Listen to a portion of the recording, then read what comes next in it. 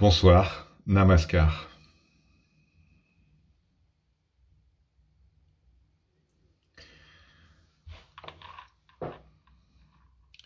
Une erreur très fréquente que nous faisons dans nos relations avec l'autre,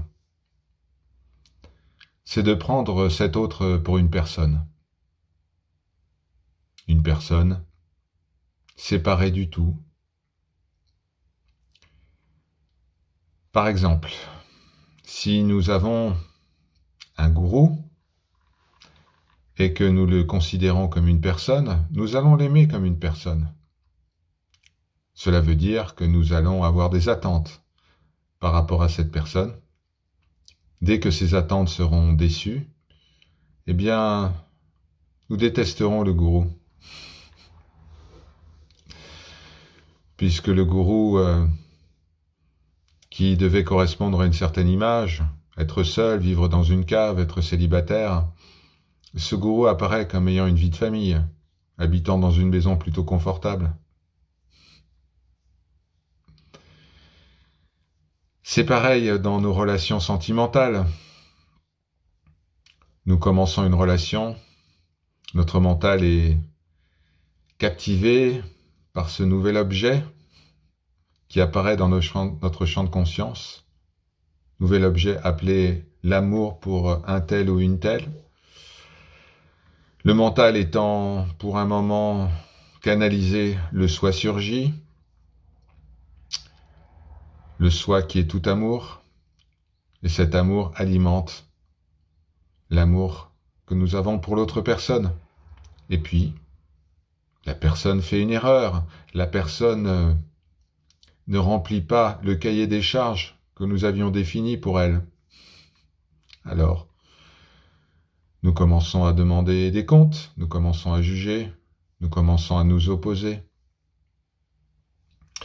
La clé,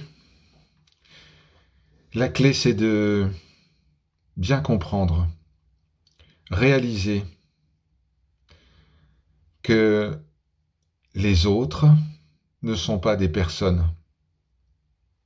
Les autres sont des manifestations du soi, comme nous. Il n'y a aucune différence entre le soi, le je et les autres. Lorsque tout est perçu comme une manifestation du soi, alors comment peut-on être en colère? Comment peut-on avoir peur? Comment peut-on appréhender l'avenir? Comment peut-on juger? Tout provient, quand je dis tout, tous les problèmes proviennent d'une seule et même source, l'illusion que nous sommes un corps et une personne séparés. Et cela, évidemment, a un impact sur nos relations avec les autres. Dans l'absolu, nous n'avons pas de relation avec les autres. Il n'y a que le soi et rien d'autre.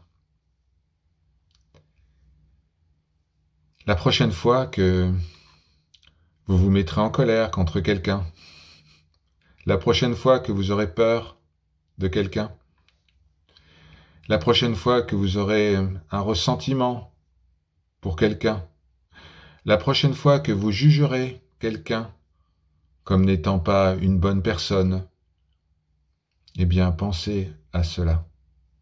Pensez à cette vérité absolue qu'il n'y a que le soi, omniprésent, omnipotent, tout amour. Par leur grâce, Om Shanti Shanti Shanti.